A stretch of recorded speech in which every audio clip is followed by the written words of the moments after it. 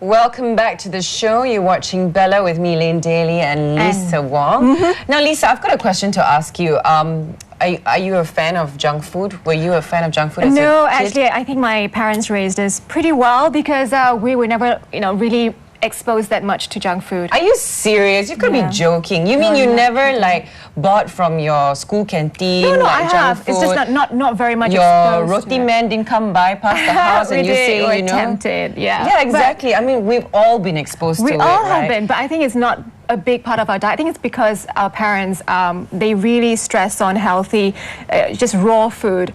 Wow. Yeah, just raw food. Lots of vegetables, lots of fruits. So I think in that way, it didn't mold us to think about junk food as a snack all the time. Well, I did. I loved my junk food. And how did you turn out like this? No, I'm not a very good... I mean, well, actually, I've just spoken to a nutritionist recently and she said it doesn't matter how you look, but actually it's what is inside that matters. You can be very super skinny or like really big, but, you never really know. But we do have an expert to talk to us today about nutrition and, the health of your kids and what your kids are putting in their bellies. So we'd like to say a very good afternoon to Wong Eugene, nutritionist and wellness coach. Good afternoon. Good afternoon. Yeah, welcome to Bella. Yeah, thanks for having me. Yes. Now, with school holidays coming up, even the diet goes on a holiday. Yeah. Because then a lot of... For most people. Yeah, that's what I do. Okay, I'm on holiday or it's the weekend, I can indulge. But before we get into the topic of nutrition for children per se, a lot of people out there, and even I'm a bit, confused as to what does a nutritionist do? I mean, is he like a food doctor, or maybe you can explain that to us? A lot of people ask me this question too because there's so many diet books out there. Yeah. And they say they can just pick up a diet book, read through the book and lose weight.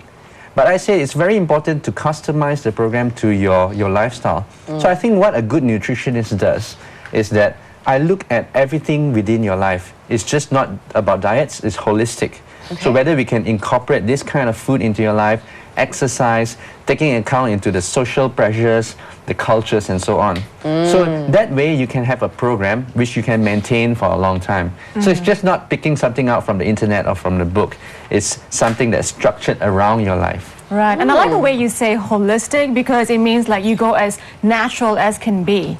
Yes, I mean, of course, as a nutritionist, what we try to teach people is to go for things which are already available in our lives. It's not difficult to find. It is not. It is not. You just have to open your eyes a little bit, that's all. Okay. Now, junk food and kids, especially during the school holidays, junk food has got tasty seasonings. It's very tempting. Yummy. How do you, with obesity being a major concern among school-going children these days, why are kids so drawn to junk food, you think? I think definitely media advertising has something to do with that.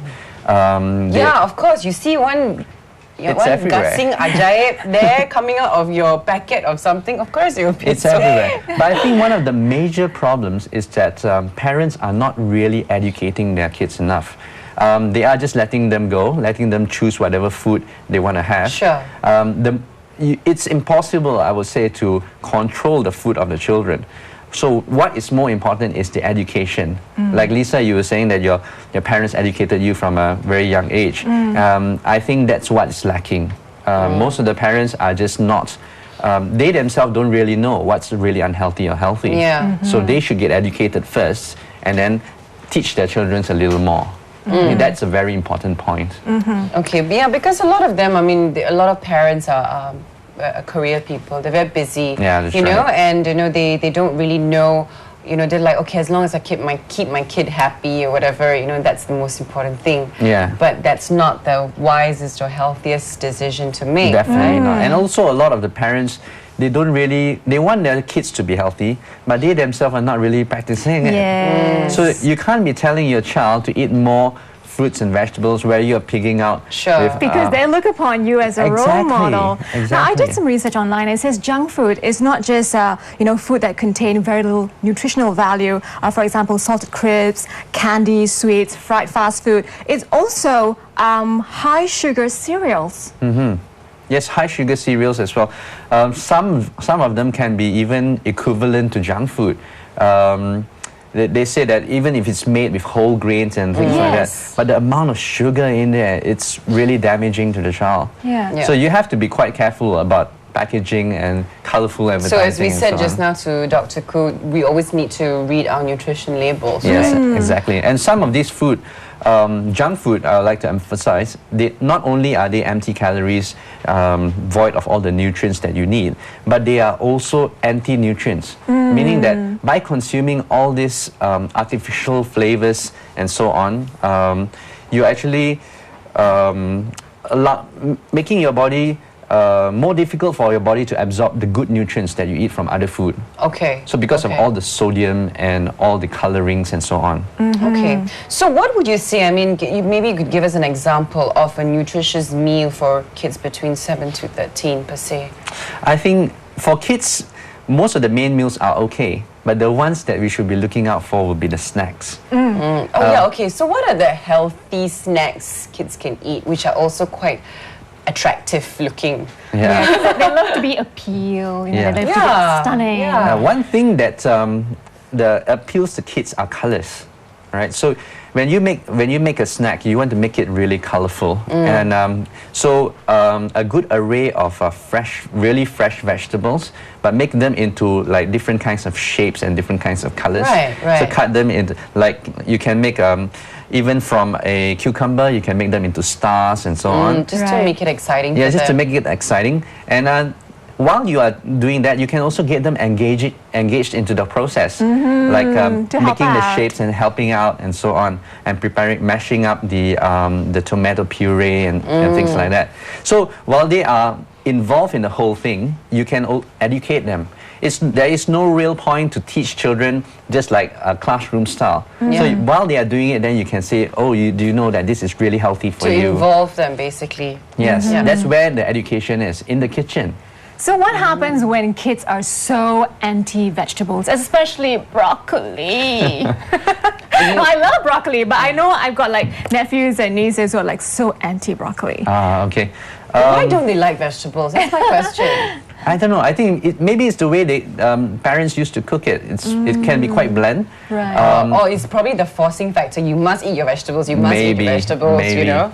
But I will think that some parents, they focus on only certain types of vegetables, like Chinese people, they like to focus on the leafy types, leafy type of vegetables. So if they don't like those, maybe you can try to vary it a bit with some of the crunchy types, like capsicum, like cucumbers and so on. So if you try different kinds of style of cooking and different styles of presenting it, and sometimes even raw, Okay.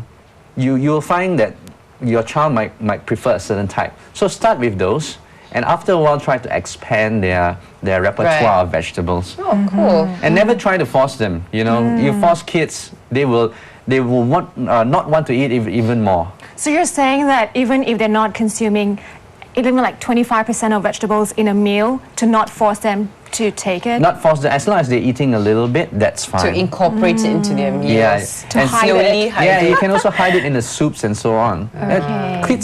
Kids quite like soup, and if you cut them into little chunks or little pieces, they can quite easily like it. Yeah, So I yeah. remember liking the alphabet soup when I was a kid, and they had Exactly. vegetables in it, you know. Exactly.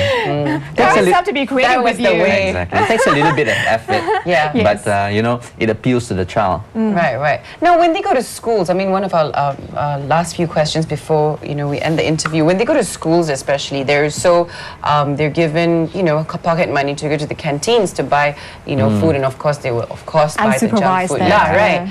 right. What can our government or the schools do to help curb this? Like the Jamie Oliver style. Yeah, I think there was one stage where the government's trying to ban all kinds of junk food. I think Yes. that It is actually in immediate effect at the moment. it's still in effect, yeah. But I don't think that really works. What is more important is they should emphasize on teaching the kids about the values of good food and bad food. Educating them. Educating them. And failing that, you should educate the parents instead. So the parents themselves are not, they don't even know what's the difference between like French fries, potato chips, or good boiled potatoes. Right, Yes. right. How much fat is there and so Yes. on. Because I think it's a lot of in parents' minds, like, okay, as long as my child is well fed, so give you a lot of rice and carbs and all that, just to make sure you got the energy. Exactly. You know? Right. Yes. For me, I think it's very important for the parent to really take charge and put a little bit more effort. Most of them are not putting enough effort in teaching the child. So if you put a little bit more effort, make it a little bit more fun, get involved in your child's nutrition, it can be really actually very educational and also a bonding experience between the two. Yes. Very inspiring. Well, thank you so much, Not a Eugene, for stopping by. I think today's parents are definitely more challenged. They have to be creative when it comes to meal times. Especially when it comes to today's lifestyle, you know, the food intake is very fast-paced important. lifestyle. Yeah. Yes, everything is instant and quick, but it can't be the way all the time So now. if we want to, if people out there would like to contact you and say, oh, I'm looking for a nutritionist, how do they find you? Do you have a website? Yes, I have a website. It's www.wongyujin.com. It's WONGYUJIN. Okay, which is on your screen. Yes. Okay. So they can view my website. I've got a lot of tips there. I've got a Sure. blog which I always update stuff. So even the questions you ask me, if I do remember, I'll just put it up. So do you have recipes as well to help parents? Yes, oh, I fantastic. do. I love quick meals. Yeah. Easy to prepare, but very nutritious. Maybe feature restaurants that serve healthy diets. Yeah. Take It's away hard to healthy find, food. Yeah. You know? Yes. Hard to find. Anyway, thank you so much for being in the show. Once again, thanks for having me. I have a